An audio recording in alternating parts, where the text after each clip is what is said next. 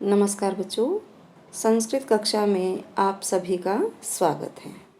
बच्चों, हम कर रहे थे व्याकरण कार्य और व्याकरण कार्य में हम शब्द रूप, धातु रूप और लघु व्याकरण कर चुके। आज हम करेंगे संवाद और निबंध। संवाद का अर्थ क्या होता है? संवाद का अर्थ होता है वार्तालाप या बातचीत। अब संवाद दो व्यक्तियों के बीच में भी हो सकता है और दो से ज़्यादा के बीच में भी हो सकता है। आप हिंदी में संवाद लिखते हैं, जैसे कि परीक्षा को लेकर दो मित्रों के बीच संवाद लिखिए। अब परीक्षा के बारे में दो मित्र बातचीत करते हैं तो आप पूरा लिखते हैं, लेकिन संस्कृत में आपने क्या करना है, आपको पूरा संवाद लिखा मिलेगा और आपने केवल विकल्प छांटकर इसमें भरने हैं। है ना इजी? बहुत आसान है। विकल्प आप छांट लीजिए और इसके लिए क्या करना होगा, आपको संवाद रटना नहीं है, ना ही इसे याद करना है।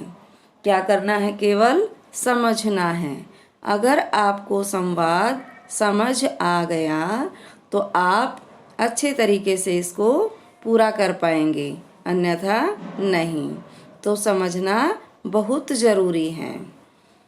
चलिए हम शुरू करते हैं संवाद। मंजूषा, एक बॉक्स दे रखा है, बॉक्स में कुछ शब्द दिए गए हैं। कौन कौन से शब्द हैं देखो। जलम, जल। शरीराय, शरीर के लिए। पिबसी, पीते हो। रोगः, रोग। जानामि, जानता हूँ। अब पितामह, पितामह होते हैं दादाजी, जिसको बोलते हैं दादा। अर्णव, अरे अर्णव। त्वम कदापि, त्वम तुम, कदापि कभी भी। जलम, पानी। न पिबसी, नहीं पीते हो।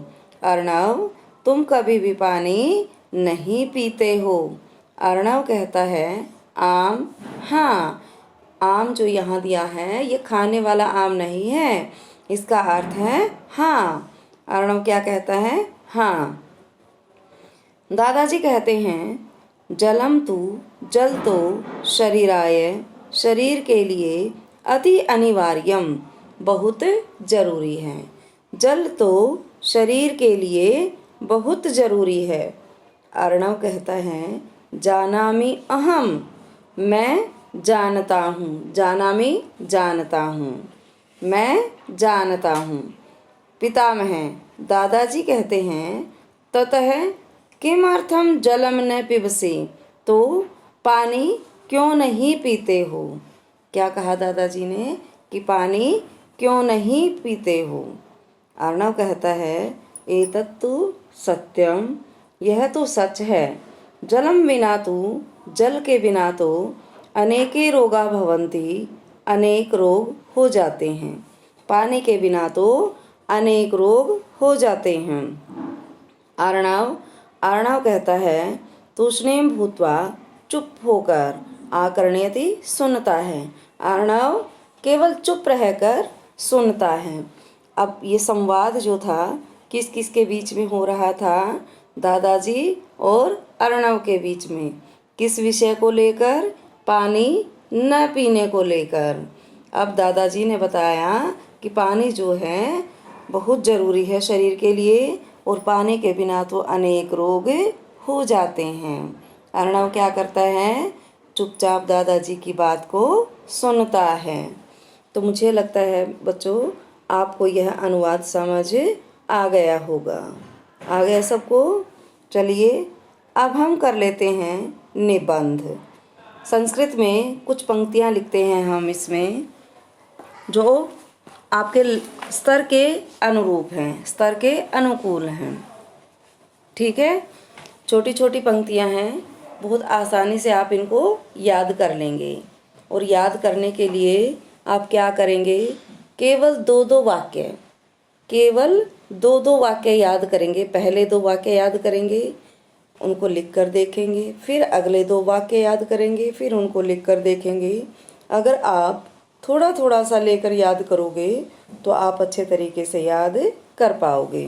तो चलिए सुनते हैं। विज्ञानस्य महिमा, विज्ञान की महिमा। बच्चों, आपको तो पता ही है कि विज्ञान के कितने चमत्कार हैं, और ऐसा लगता है मानो विज्ञान के बिना तो हम अपने जीवन की कल्पना कर ही नहीं सकते, क्योंकि हम बहुत ऐसी चीज़ें हैं बहुत सारी जिनमें उन्हीं के ऊपर निर्भर रहते हैं। एक दिन अगर बिजली ना आए तो हमारी जो हालत है वो बिल्कुल ख़राब हो जाती है, क्योंकि ना तो हमें पंखे की ठंडी हवा मिल सकती है, ना हमें फ्रिज का ठंडा पानी मिल सकता है, ना हमारा कोई उपकरण चल सकता है। तो विज्ञान ने अनेक आविष्कार किए हैं। इन आविष्कारों के कुछ लाभ भी हैं, कुछ हानियाँ भी हैं। अगर हम इनको उचित तरीके से प्रयोग करें तो लाभ ही लाभ हैं, और अगर हम इनका अनुचित तरीके से प्रयोग करें तो इनमें हानि भी बहुत है। अब आप ही देख लीजिए आप क्या करते हैं। आप देख लीजिए क्या करते हैं आप, कि जैसे अब आपका विद्यालय नहीं लग रहा और आप घर बैठे शिक्षा प्राप्त कर रहे हैं, तो ये किसके चमत्कार के कारण है? विज्ञान के चमत्कार के कारण है, क्योंकि आप घर बैठे शिक्षा प्राप्त कर रहे हैं। विद्यालय न जाकर घर पे ही शिक्षा प्राप्त कर रहे हो, तो किसका चमत्कार है? ये विज्ञान का। तो चलिए हम पढ़ते हैं निबंध को। आधुनिकम युगम विज्ञानस्य युगम अस्ति। आधुनिक युग जो आजकल का युग है, विज्ञानस्य युगम अस्ति, विज्ञान का युग है। वयम सर्वत्र विज्ञानस्य चमत्कारान एव पश्यामः। वयम हम सर्वत्र सब जगह विज्ञानस्य विज्ञान के चमत्कारान एव चमत्कारों को ही पश्यामः देखते हैं। हम सब जगह विज्ञान के चमत्कारों को ही देखते हैं। संगणकम, दूरभाष यंत्रम, दूरदर्शनम इत्यादयः विज्ञानस्य एव आविष्कारः सन्ति। संगणक क्या होता है? कंप्यूटर। संगणकम क्या होता है? कंप्यूटर। कंप्यूटर, फोन, टेलीफोन जिसको हम कहते हैं, दूरदर्शन, टेलीविज़न इत्यादि विज्ञान के ही आविष्कार हैं। अस्य आविष्कारेण, इसके आविष्कार से, वयम हम सब स्वल्पे एव काले, थोड़े ही समय में, विदेशम अपि गंतुम शक्नुमः, विदेश भी जा सकते हैं। कैसे जा सकते हैं? जैसे हम हवाई जहाज़ में बैठकर चले जाते हैं। हवाई जहाज़ किसका आविष्कार है? विज्ञान का। चिकित्सा क्षेत्रे अपि, चिकित्सा के क्षेत्र में भी चिकित्सकों ने नवनवानि यंत्राणि आविष्कृतानि, नए नए यंत्रों का आविष्कार किया है। चल दूरभाष यंत्रेण सह, मोबाइल फ़ोन के साथ, वयम दूर देशे अपि, हम सब दूर देश में भी, वार्तालापम कर्तुम शक्नुमः, बातचीत कर सकते हैं।